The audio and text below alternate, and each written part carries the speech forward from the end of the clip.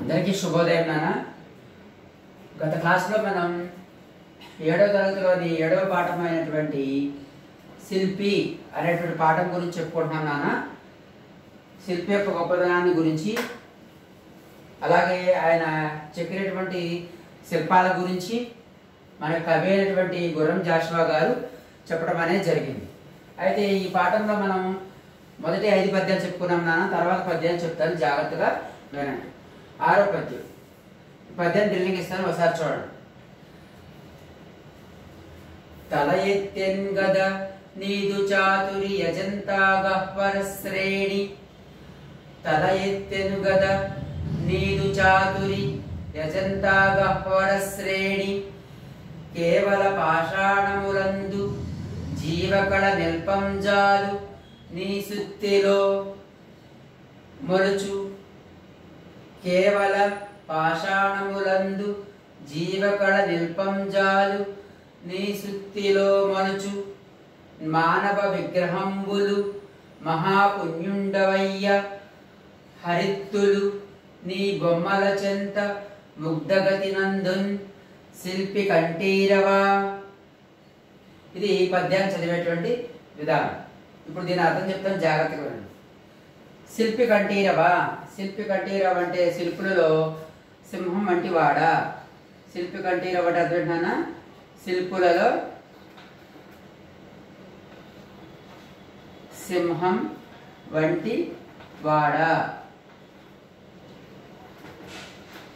అంటే శిల్పి శ్రేష్ఠుడా. శిల్పులలో శ్రేష్టమైనటువంటి వాడా అంటే ఉత్తమమైనటువంటి వాడా, నైపుణ్యం కలిగినటువంటి వాడా అని అర్థం. అజంతా గహ్వర శ్రేణి. అజంతా గుహలు మనకి ఔరంగాబాదు మహారాష్ట్రలో మనకి ఉన్నటువంటి అజంతా గహ్వర శ్రేణి, అజంతా గుహలలో ఉన్నటువంటి పాఠం అనేది మనకి తర్వాత క్లాసులో వస్తుంది, అజంతా చిత్రాలు అనేటువంటి దాంట్లో.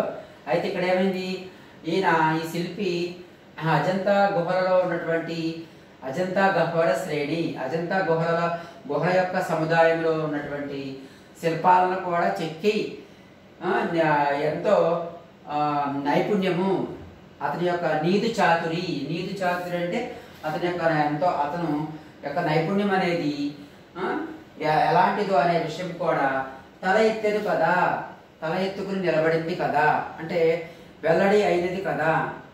ఎక్కడ శిల్పాలను అజంతా గుహల యొక్క శ్రేణిలో, అజంతాలో 29 గుహలు ఉన్నాయి.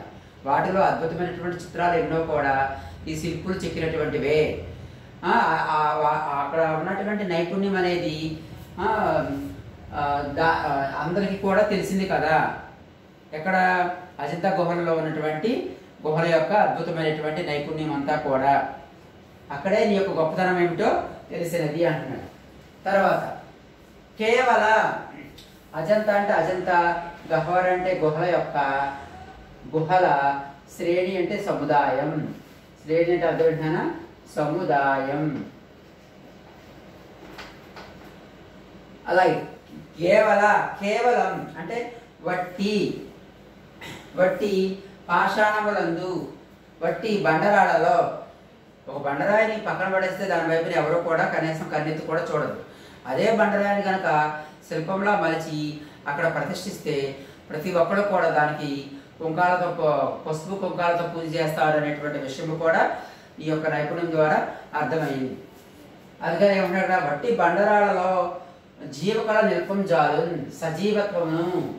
సజీవత్వం అంటే జీవము ఉట్టిపడేటట్లుగా, నిల్పంజాలు చూపగల, జీవాన్ని ఉన్నట్లుగా చూపించగలిగినటువంటి ఏంటిది, నీ సుత్తెలో నుండి మానవ. అంతేకాకుండా బట్టి బండరాళ్ళలో జీవం కలిగినటువంటి చూపించడమే కాకుండా అదే సుత్తిలో నుండి మనుషుల యొక్క బొమ్మలను కూడా, మనుషుల యొక్క విగ్రహాలను కూడా మొలిపించగలవు. మొలుస్తాయి అంటే రూపుదిద్దుకుంటాయి అని చెప్పేసి అంటున్నాడు. మానవ విగ్రహములు, మనుషుల యొక్క బొమ్మలు కూడా మొలుచును అంటే మొలుస్తాయి అంటే రూపుదిద్దుకుంటాయి, ఆకారాన్ని సంతరించుకుంటాయి. దేని ద్వారా? శిల్పి యొక్క సుత్తి నుండి. అంటే శిల్పి యొక్క ఇనుప గుణమట్టి అయినటువంటి సుత్తి ఎంతో అద్భుతమైనటువంటిది అని అర్థం అన్నమాట. మహాపుణ్యుడు అయ్యా, అయ్యా ఓ గొప్ప శిల్పి అయినటువంటి పుణ్యాత్ముడా లేదా పుణ్యమూర్తి, నువ్వు చాలా గొప్ప పుణ్యమూర్తి అయ్యా అని చెప్పేసి అంటున్నాడు. అంతేకాకుండా నీ బొమ్మల చెంతన్, నీ బొమ్మల పక్కన, చెంత అంటే అదృఢన, నీ బొమ్మల పక్కన హరిత్తులు, హరిత్తులు అంటే మామూలుగా హరిత్తులు అంటే ఇక్కడ రెండు అర్థం. హరిత్తులు అంటే సింహాలు అనే ఒక అర్థం, ఇంకొకటి ఏమో దిక్కులు లేక దిక్పాలకులు అని చెప్పేసి అర్థం. అయితే నీ బొమ్మల చెంతన హరిత్తులు దిక్కులు లేక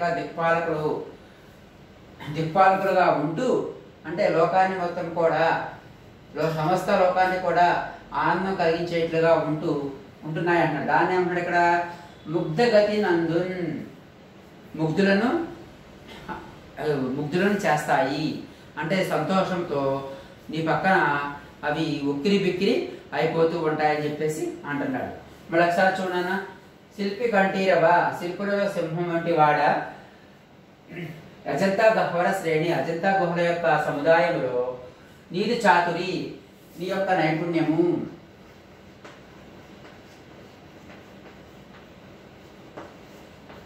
నీ నైపుణ్యము తల ఎత్తును కదా, తల ఎత్తుకుని నిలబడింది కదా, అంటే నీ యొక్క నైపుణ్యం ఎలాంటిదో అనేటువంటి విషయము వెల్లడి అయినది కదా, అందరికీ కూడా తెలిసింది కదా అంటున్నాడు.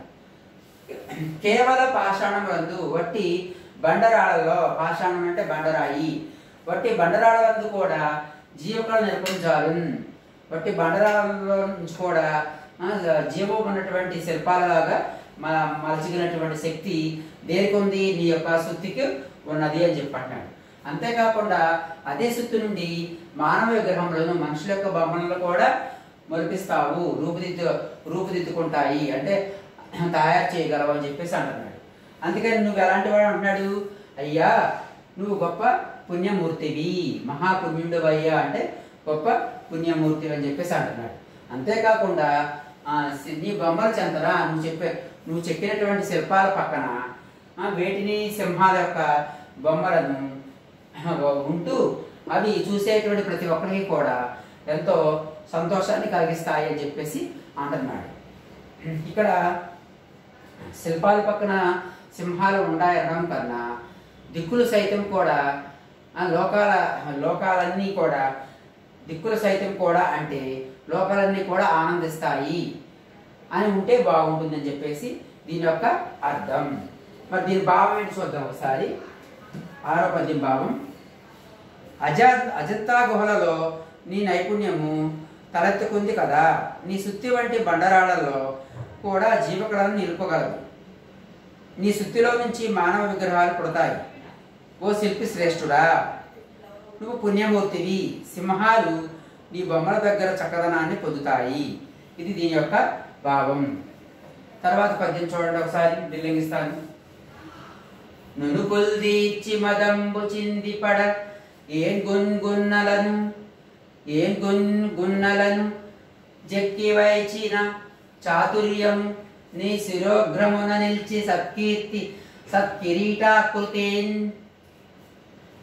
తెలుగుందేశము నిన్ను వంటి పనివానింజూచి ఉప్పొంగుచుండును నీలేమి దలంచి కంటదడిబెట్టున్ శిల్ప విద్యానిధి. మరి ఒకసారి పద్యం చదువుతాను చూడండి. నునుపులు దీర్చి మదంబు చిందిపడ ఏం గున్నలను జిక్కి వైచిన చాతుర్యం నీ శిరోగ్రమున నిల్చెన సత్కిరీటాకృతిన్ తెలుగుందేశము నిన్ను వంటి పనివానింజూచి ఉప్పొంగుచుండును నీలేమి దలంచి కంటదడబెట్టున్ శిల్ప విద్యానిధి. శిల్ప విద్యలో గొప్పవాడైనటువంటి ఓ శిల్పి. దీని యొక్క అర్థం చూద్దాము చూడండి. శిల్ప విద్యానిధి, శిల్ప విద్యలో అంటే శిల్పాలను చెక్కడంలో గొప్పవాడైనటువంటి వాడా.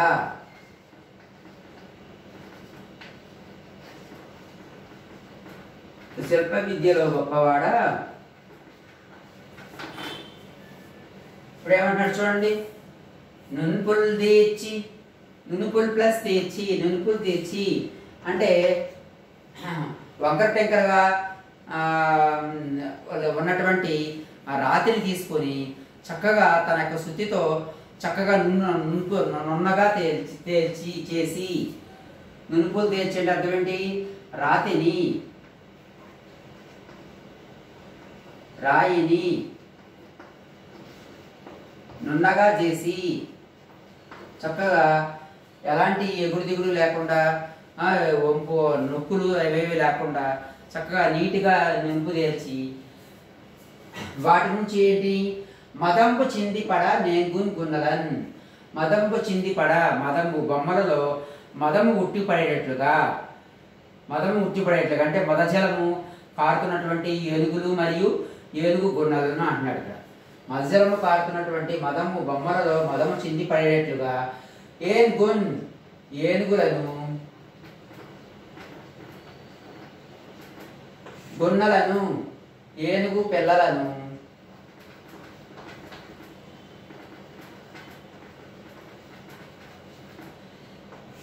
చెక్కి వైచిన, చెక్కిన. చెక్కి వైచిన అంటే అర్థం ఏంటన్నా? చెక్కిన లేక చెక్కి. మదజలము కారుతున్నటువంటి లేక మదించినటువంటి ఏనుగులను ఏనుగుల వలె మరియు వాటి యొక్క పిల్లల వలె చెక్కి చాతుర్యము నీ నేర్పు, చాతుర్యము నేర్పు. నీ శిరోగ్రమున, నీ శిరోగ్రమున అంటే అర్థం ఏంటి? నీ తలపై భాగమున, నీ యొక్క తలపై సత్కిరీటాకృతిన్, సత్ ప్లస్ కిరీట ప్లస్ ఆకృతిన్, మంచి కిరీటం యొక్క ఆకారం వలె నిలుస్తుంది. నిల్చొని అంటే అర్థం ఏంటన్నా? నిలుస్తుంది అని చెప్పేసి అంటున్నాడు. మంచి కిరీటాకృతి వలె.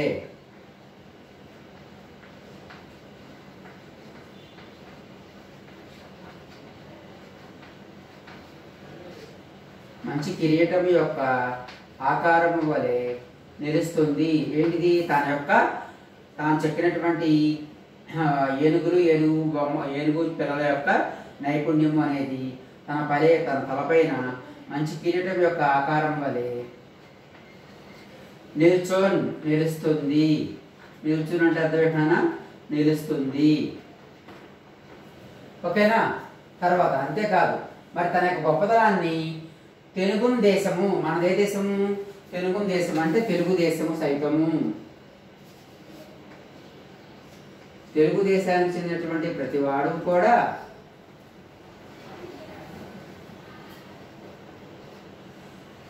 నిన్ను వంటి నీ వంటి అని అర్థం ఏంటన్నా? నీ వంటి పనివాణి అర్థం ఏంటి? పనివాడిని అంటే శిల్పం చెక్కడంలో నేర్పుగలనటువంటి వాడిని. శిల్పము చెక్కడంలో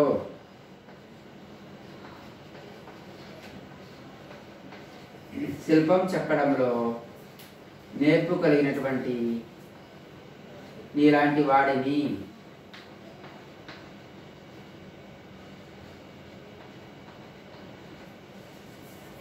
నిన్ను వంటి అంటే నీ వంటి, పనివాడిని అంటే పనివాడిని అంటే శిల్పం చెక్కడంలో నేర్పు కలిగినటువంటి నిన్ను చూచి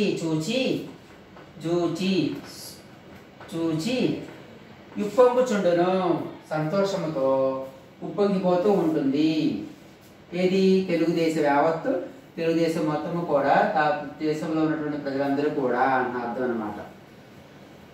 సంతోషంతో ఉప్పొంగుచుండును.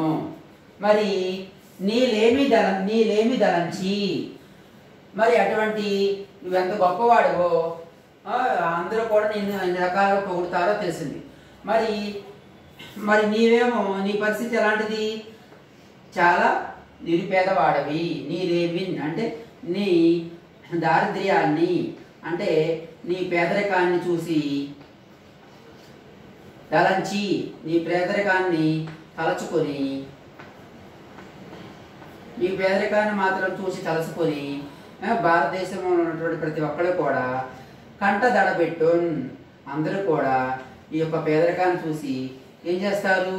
కన్నీరును కారుస్తారు. శిల్పాలు చెప్పడంలో మాత్రం నువ్వు చాలా అద్భుతమైనటువంటి వాడు. మరి సిరి సంపదల విషయంలో వస్తే కనుక నువ్వు మాత్రం ఎలాంటి వాడువు? చాలా నిరుపేదవాడువు అని చెప్పేసి అంటున్నాడు. ఓకేనా? మళ్ళీ ఒకసారి భావం చెప్తా చూడండి ఒకసారి.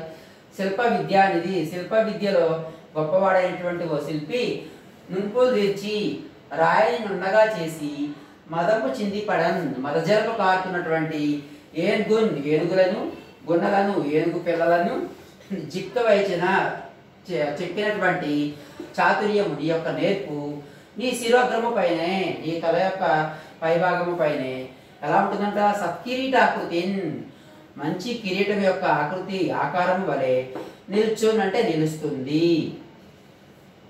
అంతేకాదు నీ యొక్క గొప్పతనం గురించి తెలుగు దేశము, మన యావత్ భారతదేశము, తెలుగుదేశము నిన్ను వంటి, నీ వంటి పనివాడిని చూసి, పనివాడిని అంటే శిల్పాలు చెక్కడంలో నేర్పగలిగినటువంటి నీ వంటి వాడిని చూసి ఉప్పొంగుచుండును, సంతోషంతో ఉప్పొంగిపోతూ ఉంటుంది.